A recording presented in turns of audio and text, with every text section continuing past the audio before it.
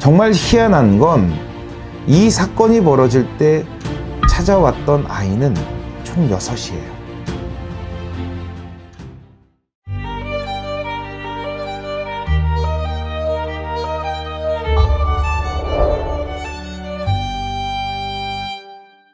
안녕하세요. 호골신당 황쌤입니다. 오늘부터는 실화를 기반으로 한 미스테리한 이야기, 또 신비한 전설, 괴담 등의 이야기를 무당의 관점으로 여러분들께 재미있게 들려드려 볼까 합니다. 황쌤의 운명의 시그널, 지금부터 시작합니다. 1991년 신미년 3월 26일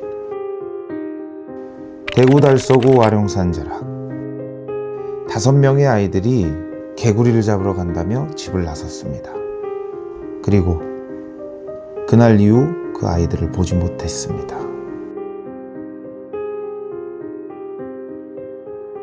이 아이들은 9세에서 13세 또래의 친구들이었죠. 너무나도 평범했던 그날, 대한민국을 충격에 빠뜨린 미제 사건의 시작이었죠.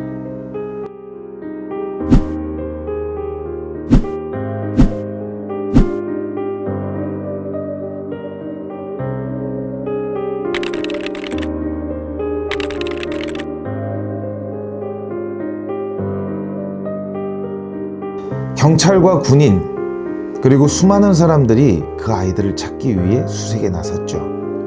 그때 모였던 수많은 인파가 약 30만 명에 이르렀다고 합니다.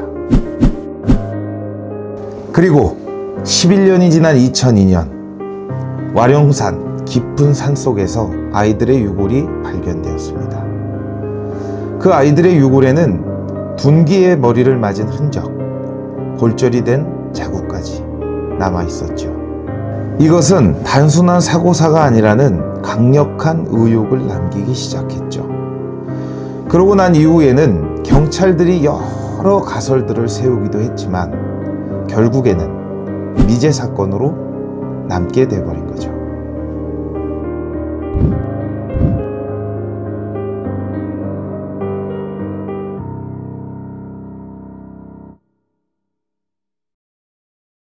지금부터는 무당의 관점으로 여러분들께 설명을 조금 드려볼까 합니다.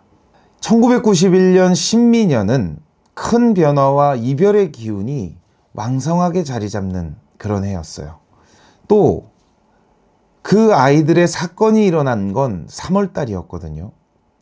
무속의 입장에서는 양의 기운과 음의 기운이 혼동되어서 양의 기운을 갈구하는 그런 시기이기도 합니다. 이제 봄철이 찾아오면 새싹이 자라야 되고 그 산의 기운이 양의 기운으로 뻗쳐야 되는데 이 아이들의 사건이 일어난 그 산은 와룡산. 그 말 그대로 용이 누워있는 산이에요.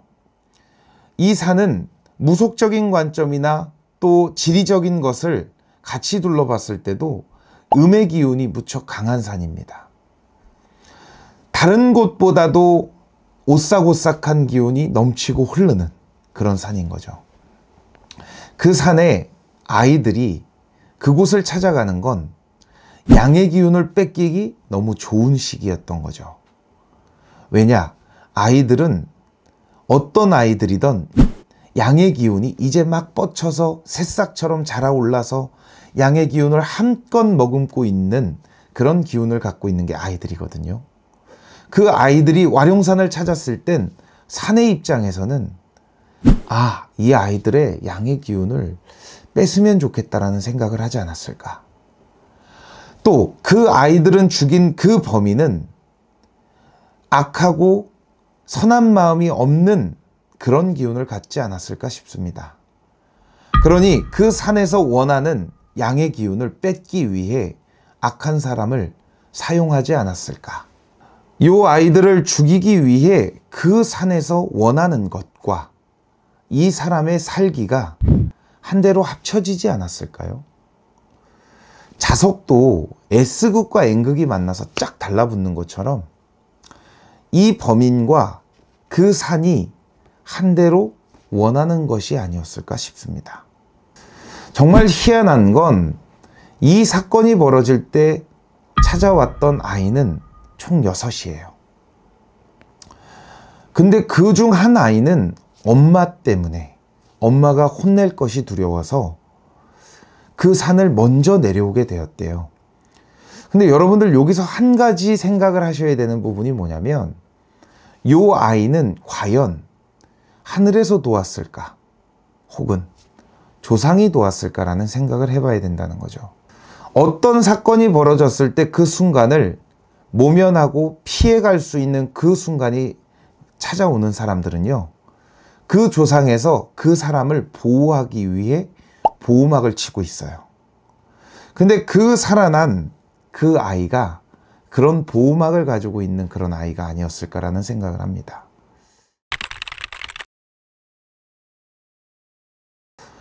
아무리 많은 분들이 찾아와서 이 아이들을 추모하고 또 이 아이들을 위해서 천도제를 지냈다고는 하지만, 이 아이들의 한은, 또 이 부모들의 한은 어디다가 하소연할 수 있을까요?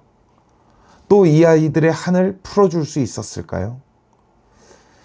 정말 이제 막 자라나는 그 새싹 같은 아이들의 그 초록 같은 그 원혼들이 아직까지도 그 산천에 메아리 치고 있는 부분도 없지 않아 있을 거란 생각을 합니다.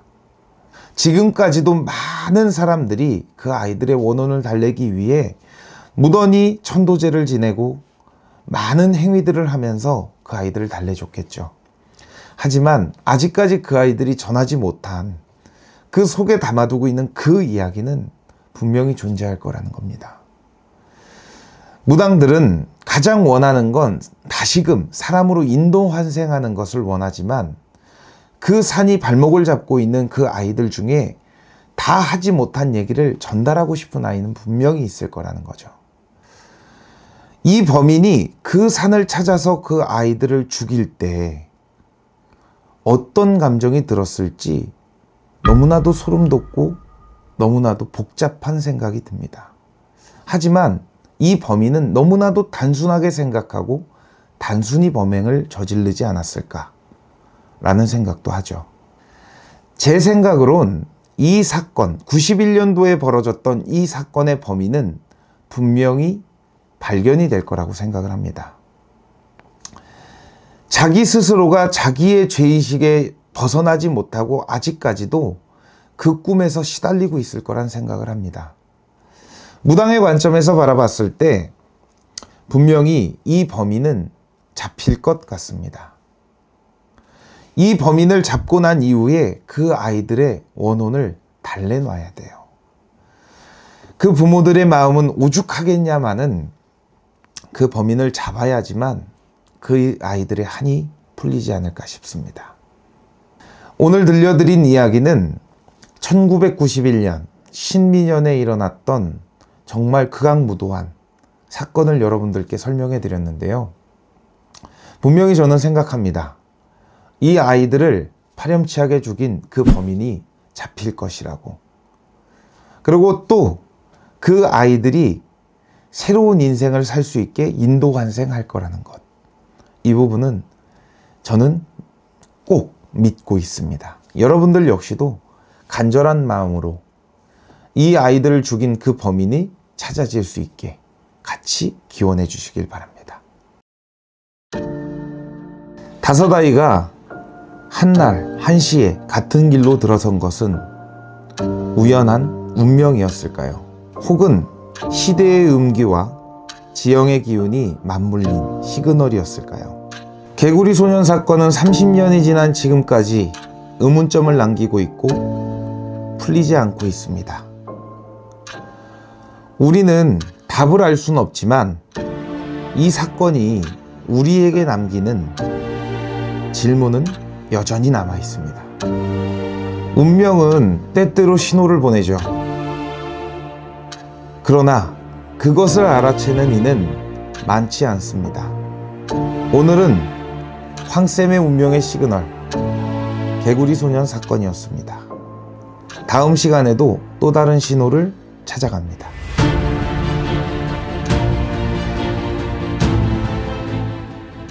구독, 좋아요, 알림 설정까지.